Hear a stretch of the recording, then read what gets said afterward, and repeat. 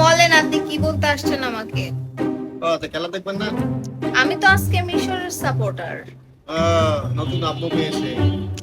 আরে ব্রাজিল তো অবসরে গেছে না, আচ্ছা, এই জন্য আমি মিশরের ঘন্টা সাপোর্টার বসে আজকে। গেছে, খেলা পারে না, আউট হয়ে গেছে, মাথায় লাথি মেরে আউট। চুপ করেন আপনি। ঠিক আছে, এরকম আমি একটা জিনিস বুঝি না, আর্জেন্টিনা ব্রাজিল নিয়ে ঝগড়া করার দরকার আছে? সবাই মিলে আর্জেন্টিনা সাপোর্ট করলেই তো হয়।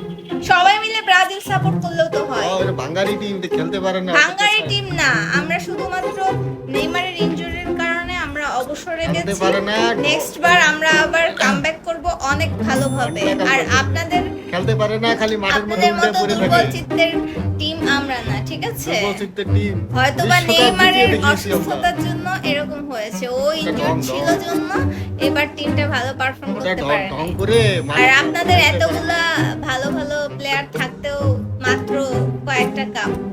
যাই হোক, এত বয়ান দিয়ে লাভ নাই। আপনারা আজকে হেরে যাচ্ছেন, আজকেই আপনারা দেখা বাদ যাবে। পড়ে যাচ্ছেন, হ্যাঁ, হ্যাঁ। দেখা যাবে। হ্যাঁ, হ্যাঁ।